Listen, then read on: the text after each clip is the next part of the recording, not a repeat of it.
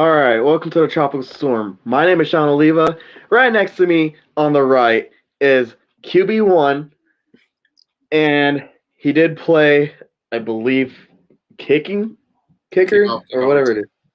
is. Kickoff last year for the first team for the first time in Topeka Tropic history, the first win in league history for the Tropics.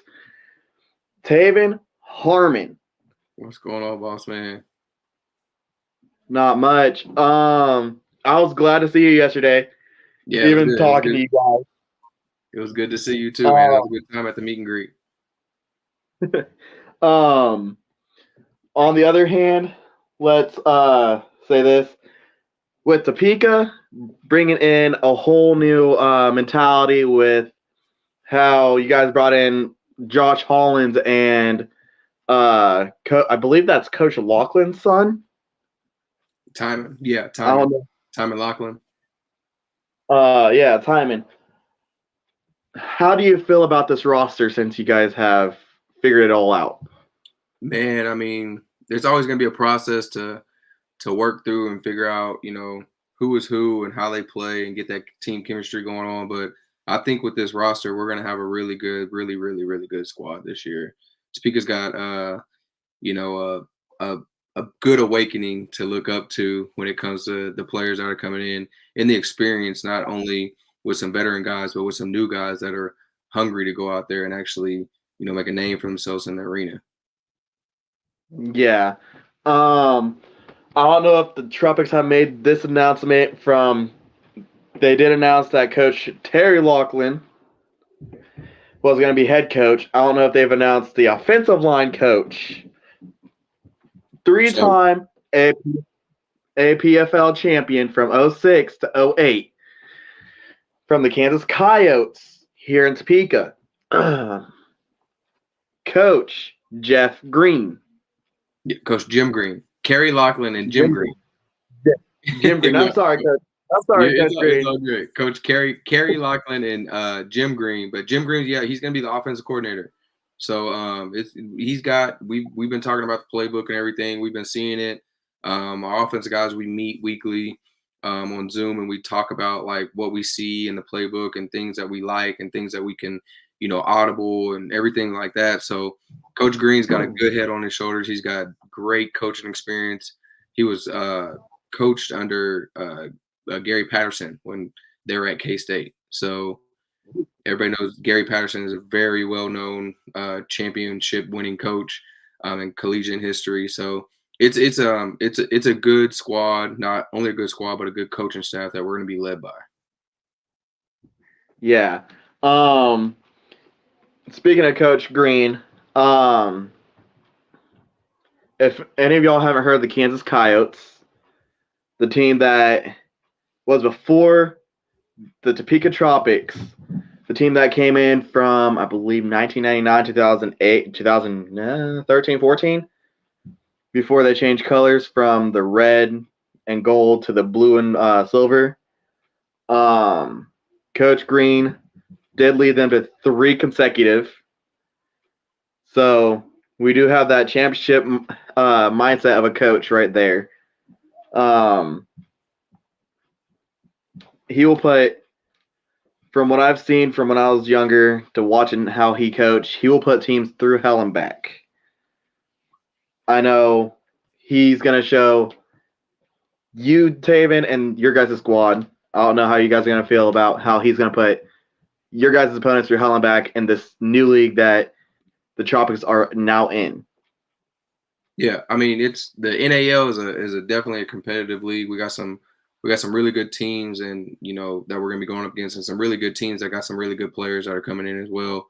But I believe the confidence that, like you said, the championship mindset with Coach Green, but also Coach Lachlan. I think, like I said, it's gonna be very competitive and very championship mindset drive that we have with this squad, even going into the National Arena League. So it's going to be a great year. I'm looking forward to it. Yes, sir. I know there's been multiple guys that have been calling the Tropics out. From Oklahoma, from Coach Davis. to Dwayne the Ballhawk Autry calling out Topeka from what happened with them last year. You seem to have a whole bunch of guys coming for your head from what happened last year.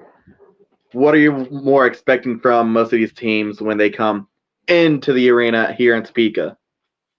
I mean, I think they're all coming in to, obviously leave with a win, but we're gonna prepare the best that we can and do everything, dot our I's and cross our T's the week prior, studying the film, learning these different concepts that we're seeing in, and knowing that every team that comes in is gonna have a chip on their shoulder.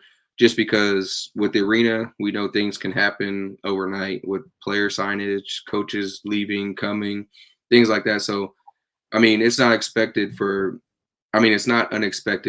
people to, come in and, have that chip on their shoulder to leave with a W. But, we're gonna do, like I said, everything that we can to prepare and make sure that we actually keep the arena with the Tropics on top always. Yes, sir. I know there has been a couple of Topeka Tropics fans that I have talked to. Even though they may be a little bit out of town or they're still here in town, I've showed them your guys' schedule, showed them your guys' roster so far. They've watched highlights from every one of you guys. They put all you guys together, just kind of watch how you guys could play together. They predicted your record to go from 9-3 or 9-5 at the end of the year, with a playoff berth and or the NAL title coming here to Topeka. I don't know how you feel about how this prediction is. We always we always want the best for sure, but it's one of those things is we don't really know until that week one shows up. Like I said, we're going to prepare as best as we can. We're always going to make sure that we're over prepared to step on that field. So, I mean, we always love to hear that the Tropics, the fan base has that great mindset of like, yeah, we're going to be 9-5. Yeah, we're going to get that championship win.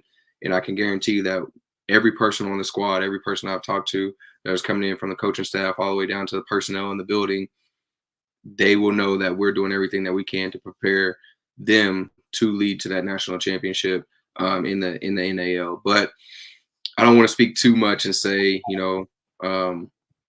that this is going to happen. We're going to beat this team by this or anything like that, because I love seeing some of the posts that have been out there saying that the national post saying that we will go 3-9 and, not make it to the playoffs again. And, we're going to be like the 8th team in the league. I have that underdog mentality of, show up and be a dog on the field. So that's what we're going to lead with. Be like the Philadelphia Eagles from, I believe, 2017, 2018? From the Super Bowl 52? Sure, yeah. One of those. I'm not the best at stats like that, but yeah, I mean, I would compare it more to like the Chiefs this year. That they have that. They're gonna have some slip ups and things like that, but they're always gonna make sure that they're preparing to take it to the next level. Yes, sir.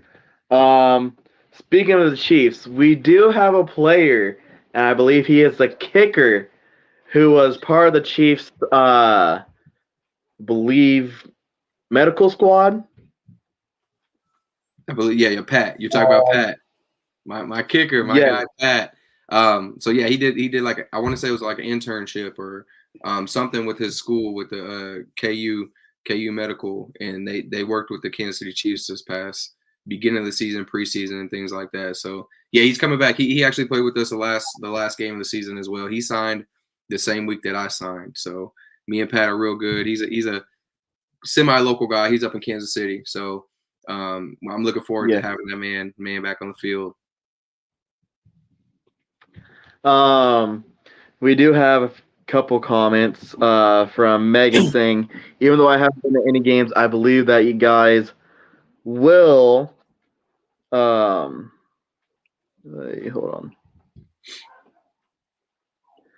on. We'll be in the playoffs this year. Let's go. I mean, that's what we're working for. So shout out to Megan. Yeah, thank you for believing in us. I mean, that's really what it's about. Like I was telling everybody at the meet and greet, we wouldn't be where we are if we didn't have our Tropics fans there. So what we want to do is, even if you've never been to a game, this year is the year to you to come out, show some support, especially everybody here in Topeka.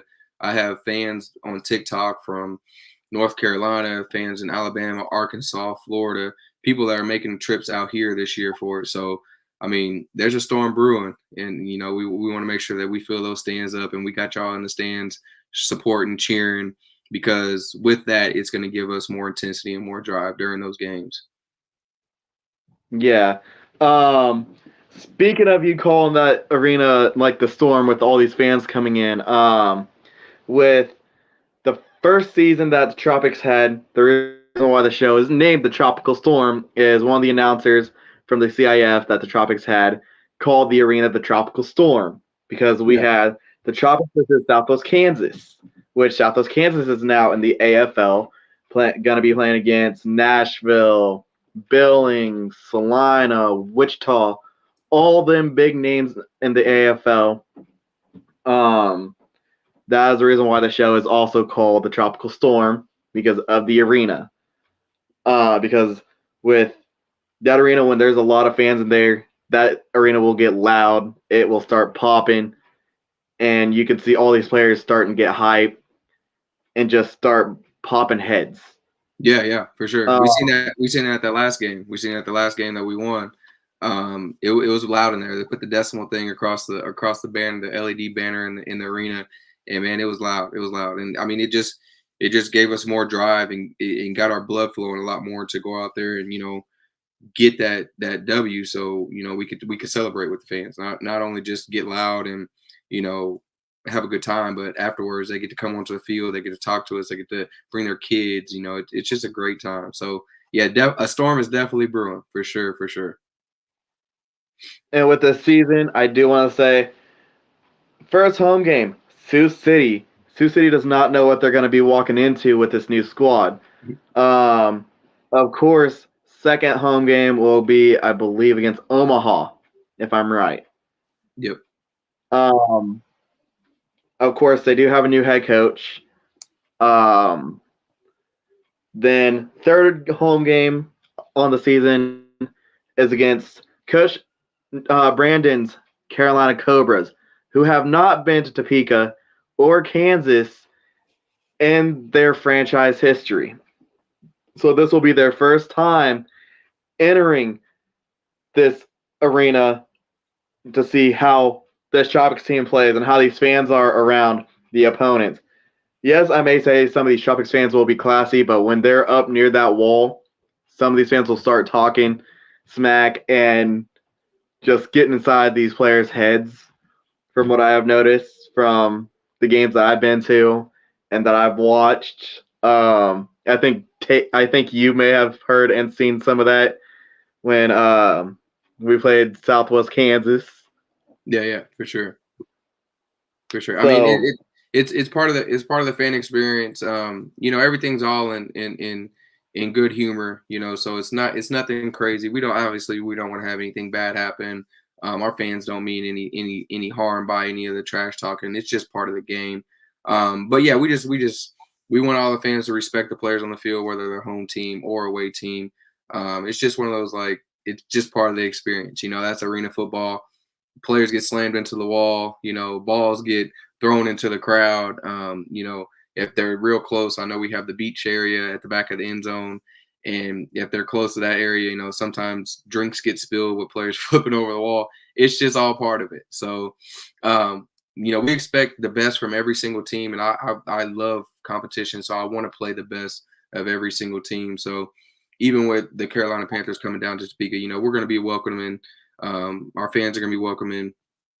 And, it's going to be, we're going to have a great time. It's going to be a great time. Yeah. To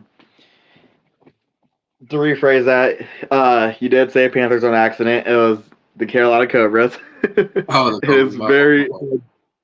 It's very hard to mix those teams up because they're in the same area of Carolina. So Yeah, well, the um, Cobras, they're gonna have a great time. yeah. As we move on to the season, we have lost multiple players from last year's squad, from Gene Big Sexy Tapia to Dwayne, or not Dwayne, Uwe Blair. Mm. Then I forgot who else they signed from our squad, from Oklahoma. But if you guys didn't remember, Oklahoma did take a hiatus from when COVID hit. They finally came back this year, joined the NAL. So you guys may get to see some of your favorite players that were on the Tropics last year and the year before, or the past 2 years, show up in a different uniform in a different city with a former coach of ours that did lead us to our first win in league history. I don't know what your thoughts are on about Gene going to Oklahoma and the Vaughn going to Oklahoma and Coach Davis. So It's love. I It's want love. your Yeah, it's all love. I mean, to see other people still succeed in the dream that they're following, and I talked to Gene once he signed with Oklahoma. I haven't reached out to Uwe. I call him Uwe. We know him as Uwe. So I haven't reached out to Uwe just yet, but I did see he just did the podcast with Shady. So it's one of those, like, I mean, it's all love, no matter what. Like, social media. I see their signings. It's great. We love each other's stuff. We like each other's stuff. It's great to see other people still being able to follow their dream and still get that chance to go out there and shine. So yeah, especially when they come back. I told Gene when he comes back to Topeka and we play him at the end of the game, we got to swap some type of gear. Whether it be a shirt, a wristband, something that says that you got some Tropics gear. I got some Flying Aces gear. It's one of those things, like, even with Coach Davis. Coach Davis was one of those coaches that he reached out to our equipment manager at the time and asked who had local talent, because I practiced with the Tropics before I actually signed, and I was just out practicing with them before the head coach turnover and everything like that. And I got to practice with Ball Hawk, so even seeing him once we go up there to Colorado and he comes back down, it's all love. There's no hard feelings, there's no hate or anything like that. Man, I'm just glad to see brothers out there still balling out, because they're still athletes. You know what I mean? Like, we only got a limited time to really perform at our highest peak, and them being able to do that, I'm very proud to see that. yeah. This just popped up. If you haven't, I don't think you guys have watched. What was it? It had Indy Community College in it. It was on Netflix with Last chance you. yeah, Last Chance U. Mm-hmm. There was a player that played at Indy that used to play for the Carolina Cobras, and now he is playing for the Edmonton Elk. Yep. This name is very noticeable, very recognizable, even his face. He was a Malik Henry, which he was a really good ball player. Yeah, for sure.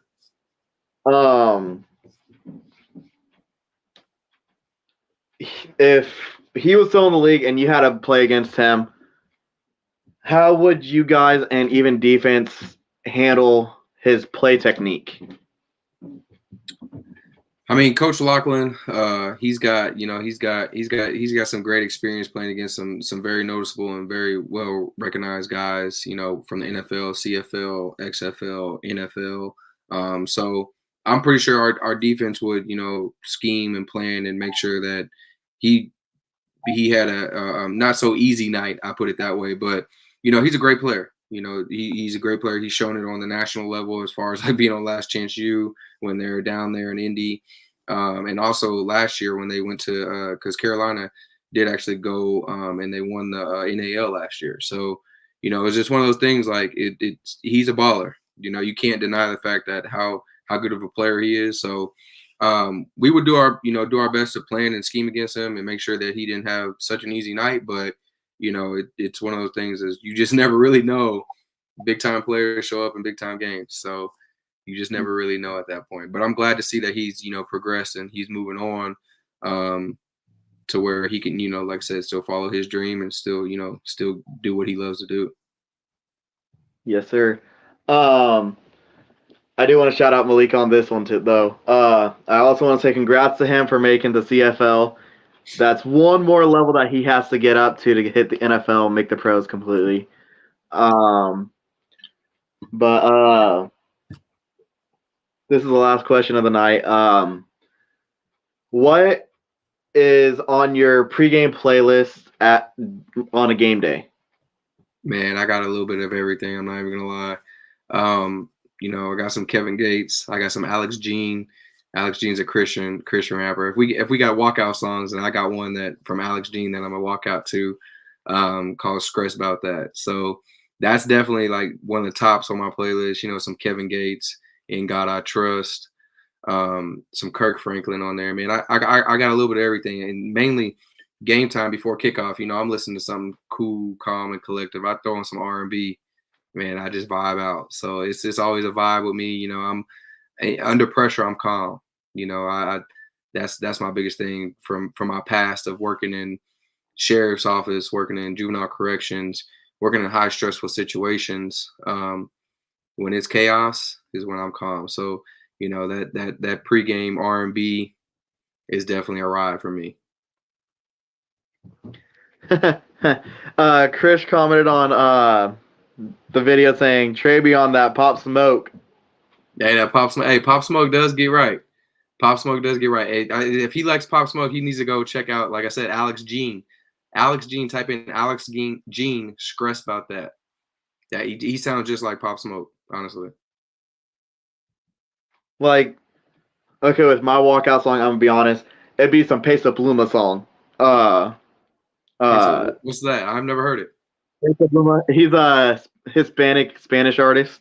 He's a rapper, Spanish artist or rapper. Okay. Ella Baya Sola. If you heard that one. I haven't. I'm gonna check it out. I'm gonna have to check it out. That hits hard. Even if you listen to it from like have the lyrics in English, it hits hard. But since that was the last question of the night, thank you, teyvn, for being on the show tonight. I can't wait to see you on the field this upcoming season. Like I've told all the other guys, for even Coach Green, go ahead, bring us a title. We need one here. We need to get that first title for the Tropics in that arena. For sure, man. That's what we're working for. We're preparing, man. I've started preparing all the way back in, what was it, June of last year. This has been on my mind. So every day that I wake up, I have that on my mind, and I have being the number one father to my son on my mind. So it's one of those things for sure that we're working on it. We're working on it. So yeah, y'all, as long as y'all are in the stands, man, cheering, y'all come out, show some love, show some support. Be the storm in the arena, man. Be the storm for sure. And you always remember, let's get tropical, Tri-City. Yes, sir. Yes, sir. But thank you, teyvn, for being on the show. My name is Shawn Oliva. I am the host of the Tropical Storm. I want to thank y'all for showing out, for watching the show with teyvn, RQB number 15. Have a good night. Thank you. Appreciate y'all. Let's get tropical. Appreciate you, Shawn. No problem.